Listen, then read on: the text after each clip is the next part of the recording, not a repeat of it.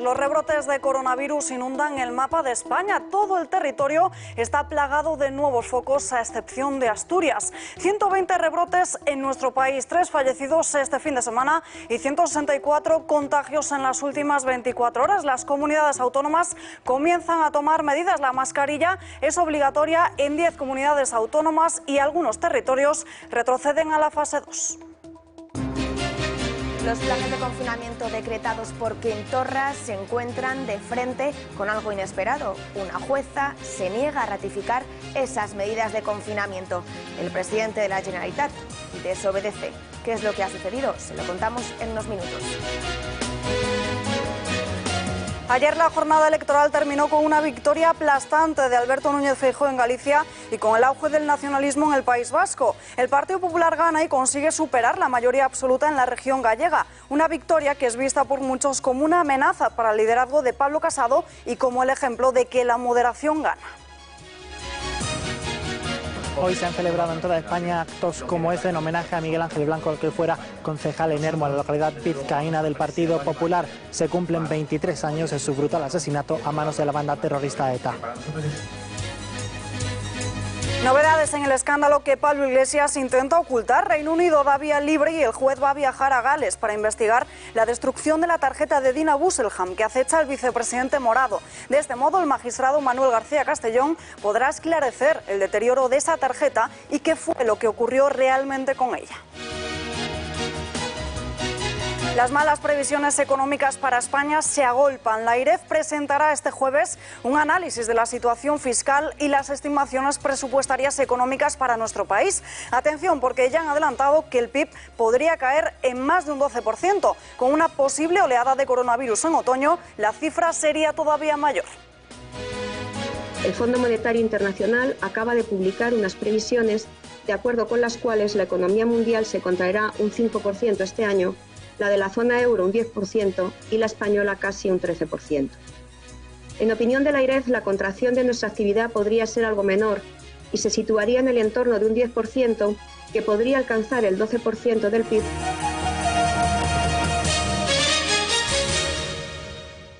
Rebrotes de coronavirus en toda España, de los que únicamente se libra Asturias tras confirmarse un nuevo foco en La Rioja. En Andalucía, en Córdoba, una de las provincias limpias, se ha registrado este lunes también otro brote. En la comunidad andaluza se han cerrado otros 6, quedando en total 14 episodios activos o controlados, con 223 afectados en ellos.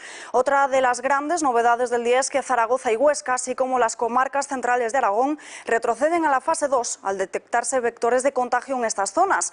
Se unen a las 4 comarcas de la autonomía que ya llevan semanas en esa misma situación. Por lo demás, el escenario preocupa especialmente en Cataluña. La comarca de Segrià tiene ya 1.541 positivos y en Hospitalet hay 300. Hay 2 muertos más. En Amariña, en Lugo, se mantienen 185 positivos y continúa la prohibición de entrar y salir de Burela. Sanidad confirma además 3 fallecidos desde el viernes en este fin de semana y 164 contagios en estas últimas 24 horas. Si bien es cierto que la cifra de contagios no es muy fiable, porque desde hace varias semanas el Ministerio de Sanidad no actualiza estas cifras durante los fines de semana. Fernando Simón ha asegurado que los contagios van en aumento y que 7 de cada 10 son asintomáticos. Bueno, la evolución de la epidemia está siguiendo lo que estábamos observando en los últimos días. Es cierto que está aumentando, no es la misma situación que teníamos hace unas semanas en cuanto a cifras. En los últimos 7 días se han notificado 683 nuevos casos por fecha de inicio de síntomas y 3.900 también en los últimos 7 días por fecha de diagnóstico. Esto implica que tenemos un número muy importante de casos, de hasta alrededor del 70%, incluso un poco más en algunas zonas, que son casos asintomáticos. Estos casos asintomáticos pueden ser casos o que no van a desarrollar síntomas en ningún momento, o que quizás los puedan desarrollar en los próximos días, lo cual nos permite aislarlos antes de que supongan un riesgo para nadie. En esa misma rueda de prensa, Salvador Illa, el ministro de Sanidad, se ha referido a todas esas imágenes irresponsables de aglomeraciones y también de personas que prescinden de la mascarilla cuando no se puede mantener la distancia de seguridad. Mire, hemos visto últimamente algunas imágenes que no me gustan nada. Celebraciones de ascenso de equipos de fútbol, imágenes que son preocupantes. En esta fase de control se pueden hacer muchas cosas, nos podemos divertir, podemos hacer muchas actividades, pero sin perderle el respeto al virus. Y por tanto hay que seguir constantemente las recomendaciones de las autoridades sanitarias. En este caso, los ciudadanos de Segrià y de Lérida, aquellas que ha dictado la Autoridad Sanitaria de la Generalitat de Cataluña. La gestión de los rebrotes en el Segrià, en Lérida, ha provocado un choque entre la justicia y la Generalitat. Quim Torra ha vuelto a situarse en el lado de la desobediencia. Patricia Tenorio, ¿qué es lo que ha pasado? Muy buenas noches. Los planes de confinamiento decretados por el gobierno de Quim Torra se encontraron anoche con un contratiempo inesperado. La juez Elena García Muñoz del Juzgado de Instrucción número 1 de Lérida se negó a ratificar las medidas de confinamiento aprobadas por la Generalitat, alegando que estas requerían la aprobación del estado de alarma, algo que es competencia del gobierno central. Una decisión que puede ser recurrida y que deja provisionalmente en suspenso esta medida que había levantado polémicas por su dureza. Sin embargo, esta mañana el presidente de la Generalitat anunciaba que hoy mismo aprobarían un decreto ley para poder actuar con contundencia ante rebrotes como los del Segrià. Se reafirma en las medidas de confinamiento adoptadas en la zona, pese a que el juzgado las haya rechazado. Escuchen. Nosotros manifestamos que no estamos de acuerdo con esta decisión judicial, que no la aceptamos. Asumo las consecuencias que se deriven de esta no aceptación, pero no puedo poner en peligro la salud de las personas, ni de los ciudadanos de Lleida, ni en ningún lugar de Cataluña. Pero hemos adoptado la solución de que esta tarde aprobaremos un decreto ley que amplía y da más fuerza y más cobertura a esta resolución, que continuamos considerándola vigente. Los vecinos de Lérida se acostaron anoche pensando en el confinamiento desde hoy, pero esta mañana desaparecía. Eso ha provocado mucha confusión, ya que en apenas horas se han encontrado con dos situaciones totalmente distintas, sin saber cómo actuar. Parece muy bien que cierren los sitios otra vez porque, como claro, están saliendo otra vez positivos. Se debería pedir en toda Cataluña, no creo yo, en todo el resto de España, ¿no? Y no solamente en Lleida, porque no sé cómo puede haber más contagios aquí que en otra ciudad. Muy mal, porque se podían haber evitado muchas cosas si con anterioridad. Si se veía que llegaban aquí, bueno, yo no entiendo cómo han podido llegar tantísimos temporeros sin papeles. Y creo que todo este descontrol ahora lo estamos pagando, así de claro. Por otro lado, desde la formación de Vox, el portavoz del Comité de Acción Política, Jorge Buxadé, ha celebrado la decisión de la juez de impedir el confinamiento, pues asegura que es una auténtica vulneración de las libertades individuales. Y en segundo lugar, y es la parte, digámoslo así, más egoísta, si quieren ustedes la expresión, porque leer ese auto del juzgado de instrucción es una moción de censura al propio gobierno de Sánchez, y es dar la razón a lo que hemos venido sosteniendo en Vox desde el inicio de la declaración del estado de alarma, y es que no se puede utilizar ni el estado de alarma ni ningún otro mecanismo para vulnerar y confinar las libertades individuales. Y el gobierno central, ¿qué dice o qué hace? De momento asumen que tienen que actuar ante tanto rebrote por todo el país, y esta mañana, en una reunión de urgencia con Fernando Simón y el ministro Illa, Sánchez ha ordenado la búsqueda de una acción que sustituya el estado de alarma en caso de que sea necesario para las próximas semanas o días.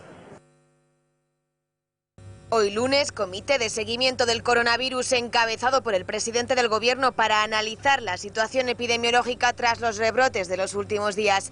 Esta mañana Sánchez ha citado de urgencia en la Moncloa al ministro de Sanidad, Salvador Illa, y a Fernando Simón antes de marcharse a Holanda de visita oficial para analizar los datos y elaborar una estrategia.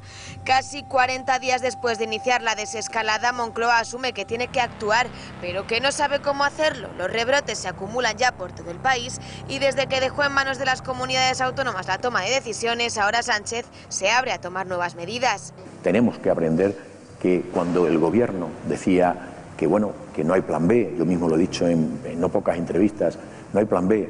El estado de alarma es la situación que permite regular estas situaciones, que tenemos que adecuar nuestro ordenamiento jurídico. Que el gobierno decía la verdad cuando hablaba de que no había plan B al estado de alarma, así defiende hoy el ministro de Justicia a su ejecutiva.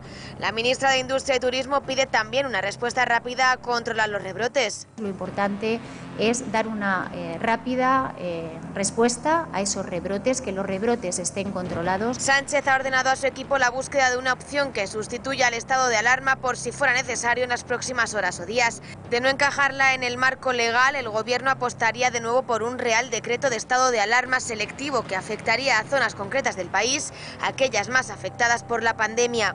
Cuando se nos decía que prácticamente habíamos impuesto un estado de excepción y que no era necesario. Bueno, yo creo que ahora somos todos conscientes de que evidentemente no había otra alternativa.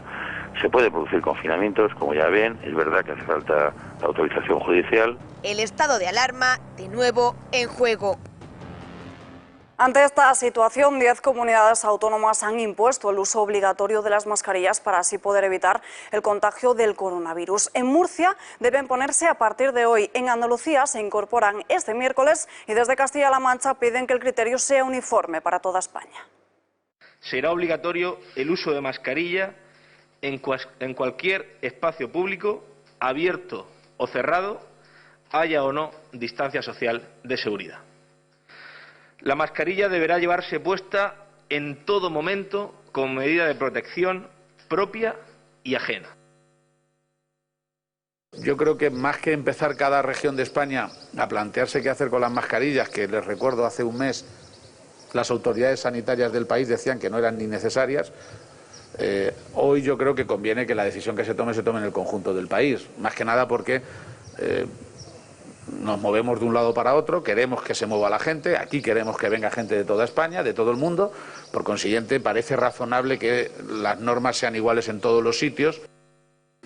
Todas estas razones nos hacen pensar que tenemos que extremar las precauciones en nuestra tierra, en Andalucía.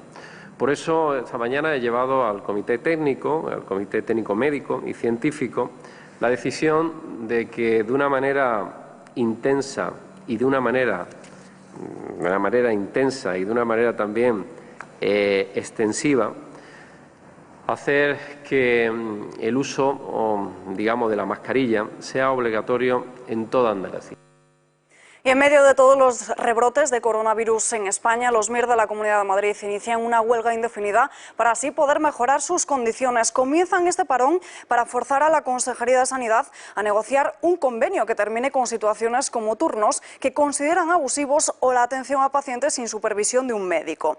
Bajo gritos de "sin residentes no hay sanidad", la marcha de los especialistas en formación, ataviados con batas blancas y pijamas verdes y con sus mascarillas, ha empezado su avance pasadas las 10:30.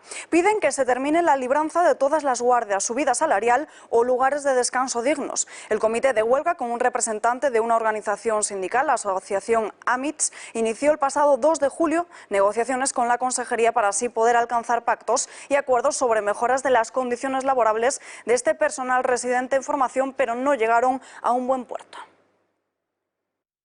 Pues hoy hemos llegado a esta situación porque no nos han escuchado la Consejería. Queremos firmar un convenio y unas mejoras laborales, salariales y de espacios dignos que ni siquiera han escuchado, ni nos han propuesto, ni nos han planteado. Y ahora tenemos unos servicios mínimos del 100%. Es decir, que no tenemos derecho a huelga. Hacemos jornadas maratonianas, suplimos los huecos de guardia que deberían cubrir con adjunto y con médicos bien formados, sobre todo en urgencias. Alberto Núñez Feijóo hizo ayer historia en Galicia al reeditar su 4º mandato y el nacionalismo volvió a arrasar en el País Vasco. Vamos a repasar cuáles fueron los resultados electorales del domingo de ambas comunidades autónomas y comenzamos por Galicia. El Partido Popular superó holgadamente la mayoría absoluta y continúa con 41 escaños. Núñez Feijóo iguala así a Manuel Fraga y consolida su liderazgo. La segunda fuerza política más votada fue el Bloque Nacionalista de Ana Pontón, que triplicó resultados y consiguió 19 escaños. El PSOE se queda con 15 y una tercera posición se queda el Partido Socialista. Podemos se queda fuera y desaparece de Galicia. Por su parte, vamos ahora con el País Vasco, porque el PNV ha logrado la victoria con 31 escaños, seguido de Bildu con 22 y el Partido Socialista con 10. El batacazo de Podemos ha sido asimismo notorio. El partido ha logrado un 8% de los votos y tendrá 6 escaños, 5 menos que en el año 2016, cuando se ubicó como tercera fuerza. La coalición de PP y Ciudadanos también ha fracasado y Vox ha conseguido entrar por primera vez en el Parlamento Vasco. El gran derrotado de la noche fue Unidas Podemos y se trata de las primeras elecciones a las que se somete después de entrar a formar parte de ese gobierno en coalición con el Partido Socialista. Acabó de forma estrepitosa, como decimos. Íñigo Errejón, quien fue su cofundador de Podemos y también el número 2 del partido durante sus años más exitosos, valoraba en Twitter estos resultados electorales y un usuario de la red contestaba y le decía: te necesitamos en Podemos. Y ojo a lo que responde Íñigo Errejón. Dice: eso ya no existe. Existe una cosa que se llama Unidas Podemos y que tiene los resultados de siempre de Izquierda Unida. El ahora líder de Más País evidencia así, una vez más, su tensa relación con Pablo Iglesias.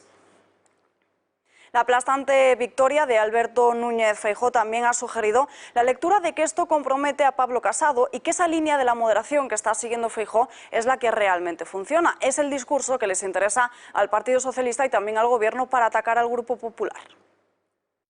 Creo que es muy positivo que el electorado apueste por la moderación, por la tranquilidad y ese es un aspecto. Yo creo que allá donde el partido no ha fracasado, es decir, donde no se ha dado, que es en Galicia, donde el señor Feijóo se negó a todo tipo de coalición, escondió las siglas del Partido Popular y lanzó un mensaje marcando la distancia con el discurso nacional, pues le ha ido mejor. Entonces, yo creo que si tenemos que sacar alguna extrapolación de carácter nacional, pues hay que buscarla en las estrategias de los partidos nacionales.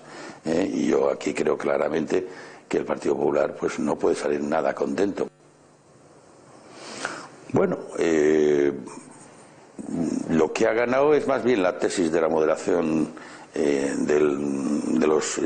al interior del Partido Popular, incluso algún mensaje de que a partir de ahora pueden cambiar, ¿no? Ojalá pudieran tomar nota de que efectivamente esa oposición bronca, esa posición de derribo del gobierno, esa posición a remolque de la ultraderecha, pues la abandone.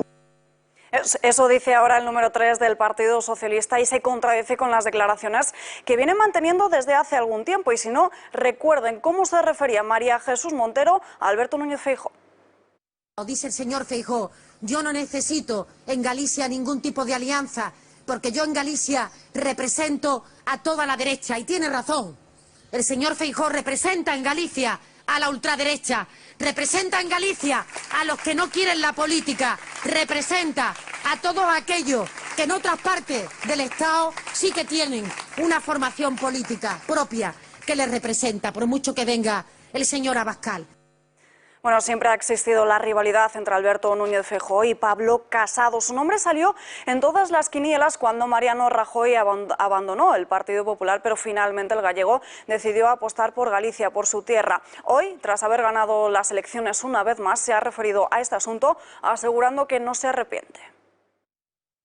Cando tomamos aquela decisión e cando eu vos comuniquei a decisión personal que me correspondaba tomar de forma indelegable, hoxe me dou conta que aquela decisión foi a correcta.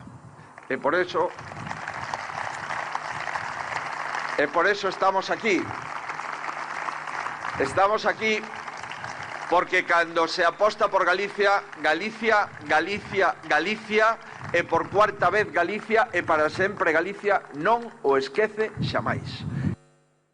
Carlos Iturgaiz, el cabeza de lista de la coalición conformada por Partido Popular y también por Ciudadanos, ha querido restar importancia a los malos resultados obtenidos en el País Vasco. También se ha referido a esa victoria de Pablo Casado. Le ha felicitado, eso sí, sin querer hacerle sombra a Casado. Pero mire, a mí me hace gracia cuando se habla de dura. Duro es defender la Constitución española, defender el Estatuto, defender el concierto económico. Duro es defender las libertades. Duro es defender la unidad de España.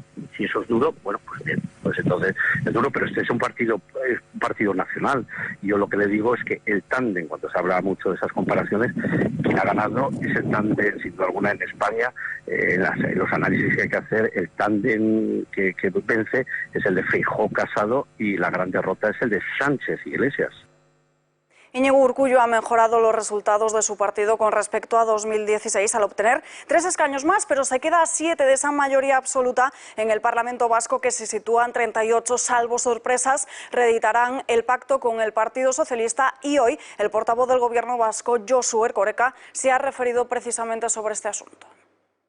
Bueno, esto hay que hablarlo ahora, ¿no? Es decir, que las ejecutivas de los partidos evaluarán los resultados hoy y a partir de ahora, yo creo que, en fin, el ritual será el habitual, ¿no? El partido que ha ganado las elecciones comenzará una ronda de contactos con el resto de formaciones políticas de cara a, en fin, a sondear su actitud, su posición, su disposición a colaborar en la nueva legislatura, y a partir de ahí se irá conformando la coalición que vaya a constituir el eje del gobierno, ¿no? Es cierto que la valoración que venimos haciendo de la coalición es netamente positiva.